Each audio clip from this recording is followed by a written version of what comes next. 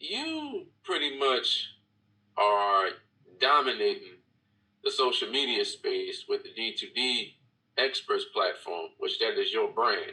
Yep. So would you say that your brand is your promise? Yeah, I guess that's a good way to put it. I've never said it that way, but it's funny. I tell my people we have 4 core values at D2D. One is innovation, contribution, unity, and the last one is experience. And I'm really big on the word experience because I feel like a brand is an experience. It's like when people watch our stuff, when people come to our event, when I get, I have guys in Vegas right now, I have a guy in Ohio right now, I have a guy in Cali right now that are out training companies. As I remind them, I say, I want them to ask themselves, I want you to ask them at the end, like, what was your experience? Like, I can give you good content, but it's like, did I take you through an experience? Was this an experience that you'll always remember? And did this experience move the needle in your business, in your life, and your, not just sales, but in anything in your life? And obviously we help companies. I mean, we've had clients this year 10, 20 times their businesses, and like unbelievable growth, like more than I was like, oh yeah, if we triple, quadruple, that's pretty normal. I'm like, holy crap, like we just took you to the moon. And, but I'm like, it was funny because like one of them, he goes and buys this $50,000 Rolex because he has a 25-year-old cat that doesn't know what to do with the millions of dollars he's making this year. And I'm like, well, stop buying. Like, what are you doing? Why are you buying a Rolex? Take it back. And I made him take his Rolex back, and I sent him 3 or 4 properties, and I said, I want you to buy these. And he goes, what? And I was like, my job is not to coach you on just making millions of dollars. My job is to coach you on keeping that millions of dollars. Yesterday, I did a podcast with tax consultants that teach on tax savings. I mean, they personally saved me over 150 grand on taxes just by analyzing, a couple things in a week. And all of a sudden it was like, oh, cool, $150,000 I get to keep that I was going to give to the government. Like, that's a big deal. Like, I want to go to companies and say, you didn't pay me to tell you how to save on your taxes. You didn't pay me how to get into real estate. You didn't pay me how to change your fitness or whatever that was.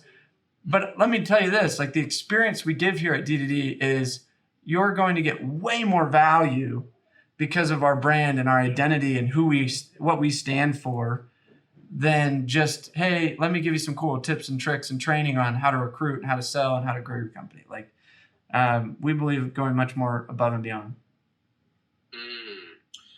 You said that your brand goes up and beyond. So once people like you, respect you, and know you, that's when their minds are made up and they want to invest in you because you are your brand? Yep. Wow. Yeah, because it's so funny. Like, I have competitors that are like popping up. Like, I don't even look at them as competitors. It's funny. Like, they're like our friends, and I'm like, good. Like, let me coach you. They're like, I'm like coaching my competition now, which most people are like, what? Why would you do that? But it's funny because I'm like, the problem is there isn't anyone like me. Like, I look at it as like, I am a part of this brand. And no one speaks like me. No one delivers like me. No one is going to help you like me. No one has got the content like I do. And I'm not trying to say I'm the best. I'm just saying I'm unique. I am me. And I think a lot of people, when they're selling, they don't realize that people buy you more than anything. I'm like, you have me go sell insurance. You got me going selling a car. You got me going selling whatever it is. I'm not like it's a widget. It's like, whatever. You get me. And I think so many people, they underestimate the power of like when you and I connect and I deliver a good podcast, or you guys are listening to this and you're like, wow, I like this guy. All of a sudden you're going to have some value for me. You're going to be like, I'm going to follow Sam. I'm going to see what else he's got. It's the same thing in selling. You know what I mean? Like, I have an experience that I got to take you through if I'm selling you a car, and then all of a sudden you're going to be like, man, I feel obligated to buy from you. Like, I like you. And there's a law of reciprocation here. You deliver a good experience, they deliver you some money. Wow. So basically it's a value exchange. Yep.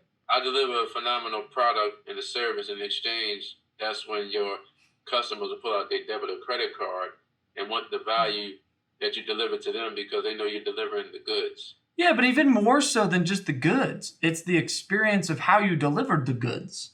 Does that make sense? Like, I could have, like, I'll give you an example. I wanted to buy a car, and there was 3 lots that had the same car, right? So I'm looking up online. I go to the first lot thinking, well, as long as the price makes sense, I'm going to buy this car. I already know I want it. So the sales guy literally has to do nothing. Like, dude, just don't mess it up. It's yours to lose. Like, I've came to buy this car. And he sucked so bad because he just was like, here's the keys. Good luck. Let me know what you think. And I was like, I know I want this car though, but I don't, like, my DNA. I'm like, because you didn't even try, I feel like out of alignment giving you the sale.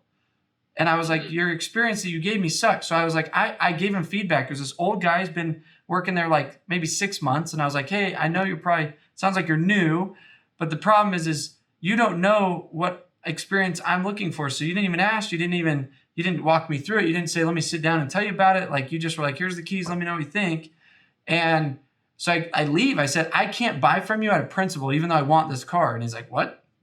And I was like, yeah, like, just my DNA, like, I can't. It'd be out of alignment to buy it from you because you sucked. And he was like, oh. And I was like, I hope you take this as positive feedback because, for the next person that comes through, I don't want you to do the same. So I got to go. And I go to the next lot. And I show up and I was like, hey, I want to buy this car. I'm interested. He throws me the keys. I go, damn it, I'm not even going to test drive it. I just test drove it at the other lot. I was like, you failed. I go to the third lot. I'm like, I want to buy this car. It's the third lot I've been at. Can you please sell me the car? And he's like, yeah. Do you want to, like, hey, I'll ride in, hop in. Where do you want to drive? Where do you want to go? And he's like, let me tell you about it. Do you know all the engine specs? Do you know all the, like, is there a specific color? I was like, yeah, I want a red one. He's like, okay, I got a red one. And, and like, it was very much like an experience. And I go, thank you. But it showed me the contrast. The goods and the product was the exact same. It's a Ford F-150. I could get one in so many different places. That's the most common truck on the planet. And I was like, I just care that it's red. And I care that I value the value of the experience that you delivered me the goods with.